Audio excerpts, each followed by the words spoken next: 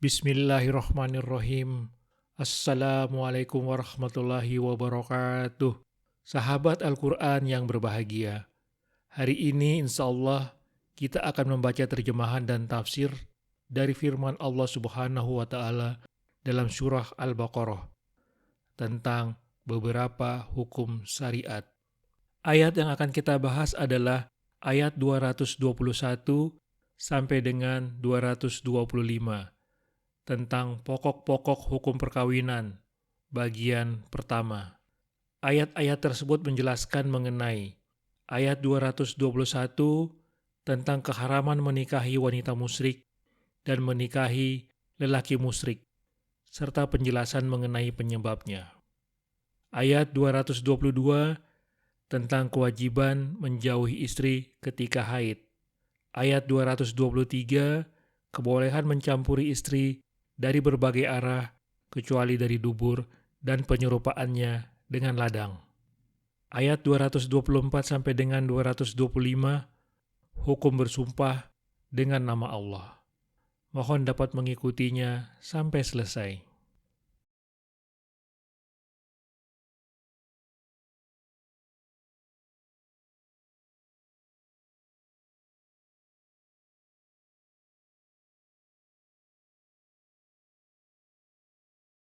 Dan janganlah kamu nikahi perempuan musyrik sebelum mereka beriman. Sungguh hamba sahaya perempuan yang beriman lebih baik daripada perempuan musyrik, meskipun dia menarik hatimu. Dan janganlah kamu nikahkan orang laki-laki musyrik dengan perempuan yang beriman sebelum mereka beriman. Sungguh hamba sahaya laki-laki yang beriman lebih baik daripada laki-laki musyrik, meskipun dia menarik hatimu. Mereka mengajak ke neraka, sedangkan Allah mengajak ke surga dan ampunan dengan izinnya. Allah menerangkan ayat-ayatnya kepada manusia agar mereka mengambil pelajaran.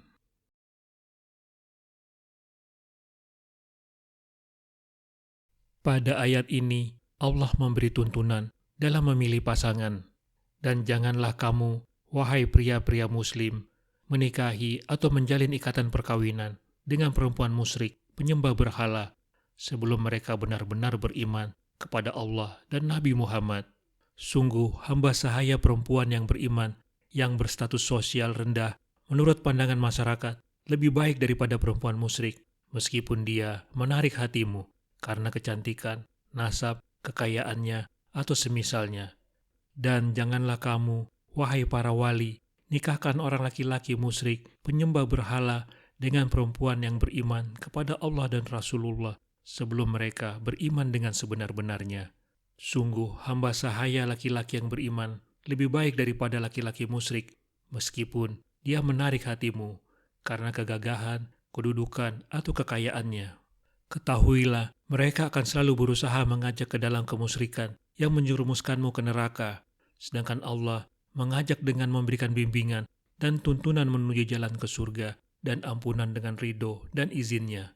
Allah menerangkan ayat-ayatnya, yakni tanda-tanda kekuasaannya, berupa aturan-aturan kepada manusia, agar mereka mengambil pelajaran, sehingga mampu membedakan mana yang baik dan membawa kemaslahatan, dan mana yang buruk dan menimbulkan kemudorotan.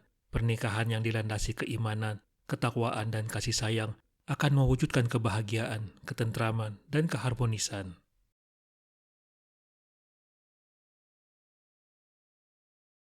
Tidak berdosa mempergauli anak-anak yatim. Yang berdosa adalah mempergauli orang-orang musyrik. Maka, seorang mukmin tidak boleh menikahi wanita musyrik yang tidak beriman kepada kitab-kitab suci samawi.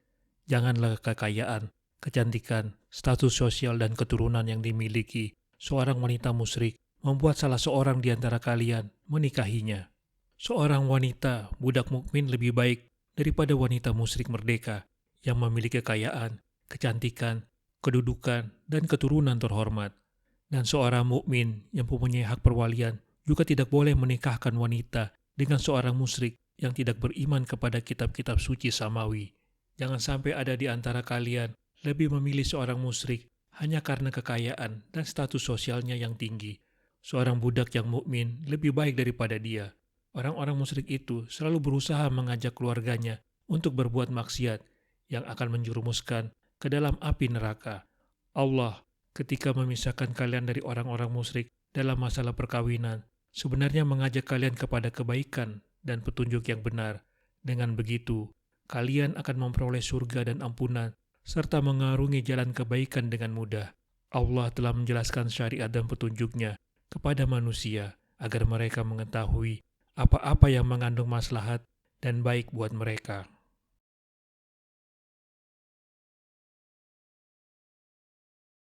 Dan mereka menanyakan kepadamu, Muhammad, tentang haid. Katakanlah, itu adalah sesuatu yang kotor. Karena itu, jauhilah istri pada waktu haid, dan jangan kamu dekati mereka sebelum mereka suci. Apabila mereka telah suci, campurilah mereka sesuai dengan ketentuan yang diperintahkan Allah kepadamu. Sungguh, Allah menyukai orang yang tobat dan menyukai orang yang menyucikan diri.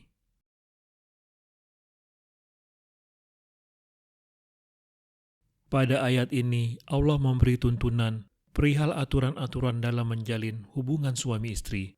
Dan mereka, para sahabat, menanyakan kepadamu, wahai Nabi Muhammad, tentang haid. Pertanyaan ini diajukan para sahabat ketika melihat pria-pria Yahudi menghindari istri mereka dan tidak mau makan bersama mereka ketika sedang haid. Bahkan mereka pun menempatkan para istri di rumah yang berbeda.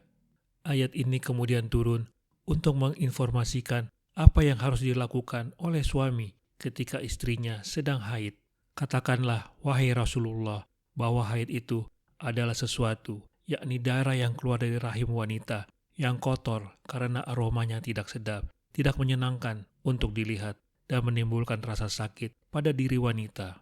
Karena itu, jauhilah dan jangan bercampur dengan istri pada waktu haid, dan jangan kamu dekati mereka untuk bercampur bersamanya sebelum mereka suci dari darah haidnya, kecuali bersenang-senang selain di tempat keluarnya darah. Apabila mereka telah suci dari haid dan mandi, maka campurilah mereka sesuai dengan ketentuan yang diperintahkan Allah kepadamu jika kamu ingin bercampur dengan mereka. Sungguh Allah menyukai orang yang tobat dari segala kesalahan yang diperbuatnya dan menyukai orang yang menyucikan diri dari kotoran lahiriah dengan mandi atau wudhu.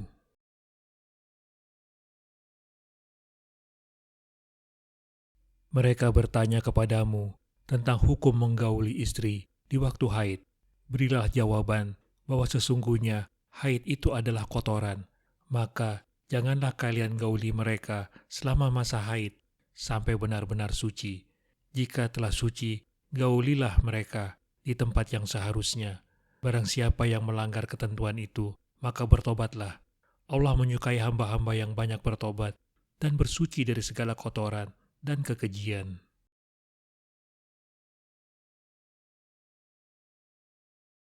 Istri-istrimu adalah ladang bagimu, maka datangilah ladangmu itu kapan saja dan dengan cara yang kamu sukai, dan utamakanlah yang baik untuk dirimu.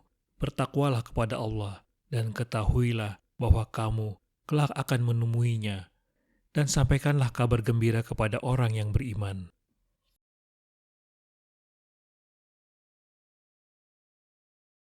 Istri-istrimu adalah ibarat ladang bagimu, tempat kamu menanam benih.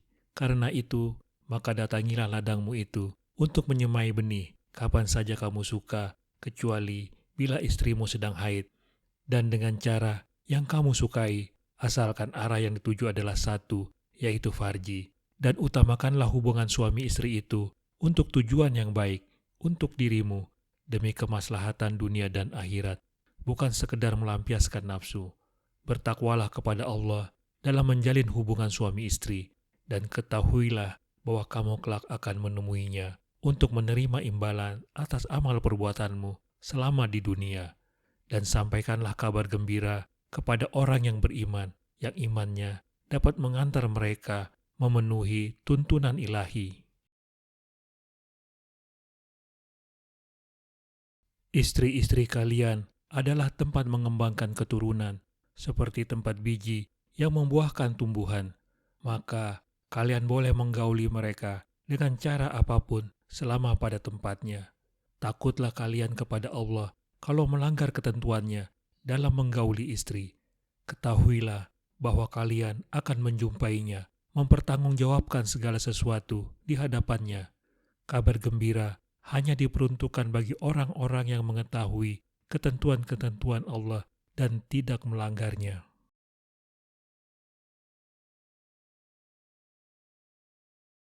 Dan janganlah kamu jadikan nama Allah dalam sumpahmu sebagai penghalang untuk berbuat kebajikan, bertakwa, dan menciptakan kedamaian di antara manusia. Allah Maha Mendengar, Maha Mengetahui.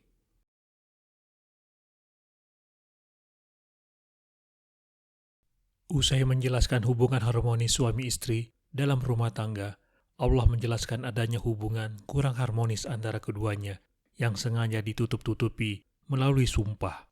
Dan janganlah kamu jadikan nama Allah selalu disebut-sebut dalam sumpahmu. Lantaran sumpah itu kamu jadikan sebagai penghalang untuk berbuat kebajikan, bertakwa, dan menciptakan kedamaian di antara manusia. Mengucapkan sumpah atas nama Allah untuk tidak mengerjakan perbuatan baik, seperti demi Allah, aku tidak akan membantu anak yatim, dilarang oleh agama. Jika terlanjur diucapkan, maka sumpah itu harus dibatalkan dengan membayar kafarat atau denda berupa salah satu dari 3 pilihan, yaitu memberi makan 10 orang miskin sekali makan, memberi pakaian kepada mereka, memerdekakan budak, atau puasa 3 hari, seperti dijelaskan dalam surah Al-Maidah ayat 89. Allah Maha Mendengar apa yang kamu ucapkan, Maha Mengetahui apa yang kamu kerjakan.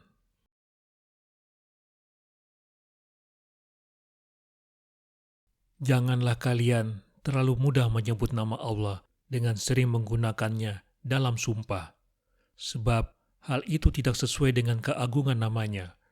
Menjaga diri dengan tidak sering bersumpah dengan nama Allah menyebabkan kebaktian, ketakwaan, dan kemampuan melakukan perbaikan di antara manusia. Sebab orang yang tidak sering bersumpah akan menjadi terhormat dan terpercaya di hadapan orang, sehingga omongannya diterima. Allah Maha Mendengar ucapan dan sumpah kalian, Maha Mengetahui segala niat kalian.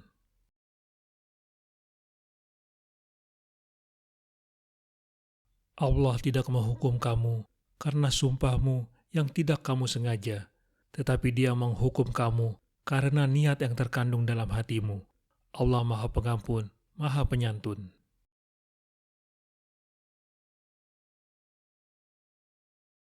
Setelah menjelaskan larangan bersumpah untuk tidak berbuat baik, Allah pada ayat ini menjelaskan jenis sumpah lain.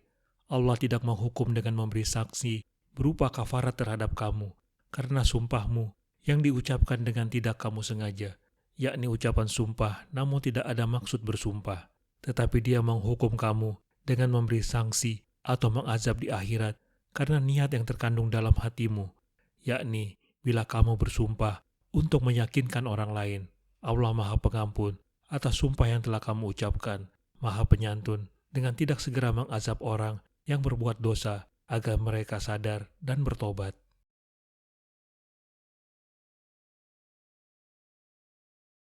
Allah memaafkan sebagian sumpah kalian, sumpah yang diucapkan dengan tidak disertai maksud dan ketetapan hati, atau sumpah atas sesuatu yang diyakini telah terjadi, padahal belum terjadi, tidak dinilai oleh Allah.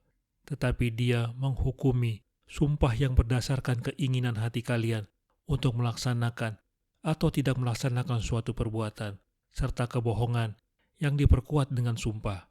Allah Maha Pemberi Ampun kepada hambanya yang bertobat dan Maha Penyantun, serta memaafkan segala sesuatu yang tidak dikehendaki hati.